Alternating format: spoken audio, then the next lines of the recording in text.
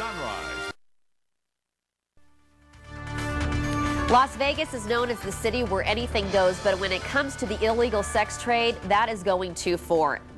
And joining us this morning is Linda Smith, founder of Shared Hope International. And thank you for joining us this morning. First of all, you were just giving me background on why you're here, and this is just going to sock people in the stomach. Tell us what's going on over at the Grant Sawyer building today, why you're in town. Well, we're announcing a 4-country, 6-city study that studies demand for sex traffic victims. What is driving the victimization of these girls around the world and here in Las Vegas? And it is demand. So we're releasing this study and we're releasing a video, and I brought you a copy of both. Great. It will be public now. You can go online and you can actually get the study. The reason I'm here is I started the analysis in Amsterdam.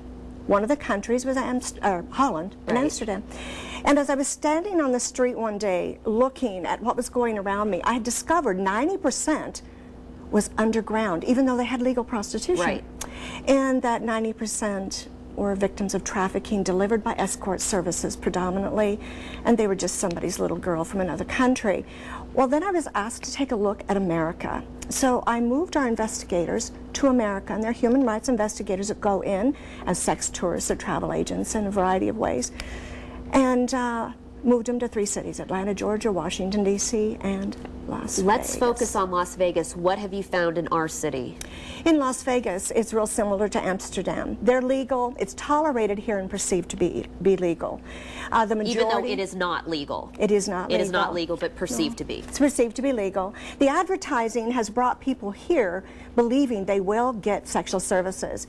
And on the streets, you know, your little magazine, newspaper delivery, and handing things out. We put some people on to just what we could see. Right. And we found that it doesn't take very long to be able to be taken to a rural brothel, or you can have somebody delivered to your room. The average age of the trafficked child being delivered for service in Las Vegas when they enter prostitution is 12. Wow. That was alarming, but it's not unusual to America and the rest of the world. They don't choose to go into prostitution as older folks. They are put into it at a very young age. I think with Las Vegas, what I've found too is some of the nicest people in the world. We've formed a task force here. The task force will be standing with me today, and we intend to have a secure place for the girls. That was the other finding. They're misidentified, they're arrested. Judge Voy is one of the best judges in the world, and he's a Clark County judge. He let me look at 181 cases of little girls arrested for prostitution, about 14, 15-year-olds.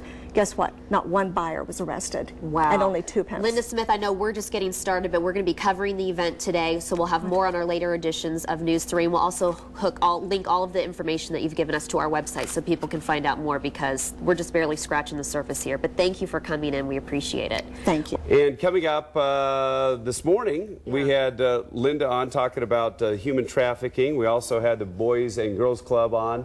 That was earlier today, and the folks at ZT House. We want to say thanks to them. Yeah, and also Angela Martin is going to be reporting live for MSNBC in just a few minutes, and she's going to follow the OJ story throughout the day. So, Isn't he tired? Isn't he just tired? Who, OJ? OJ. Why? Because he's been up to a lot, or what? Well, he's been searching for years Oh, now. that's right. Yeah. Isn't he just tired? Isn't and it? he's been searching for the real killers. Yeah, now Every he's in the golf hotel course. room, apparently, looking for the killer. Hey, we have to end today with our Friday Dance of Joy with LJ and Monorail, because we need it today. Crank it up, Monorail. Have a great Friday, everybody. Today's show coming up next.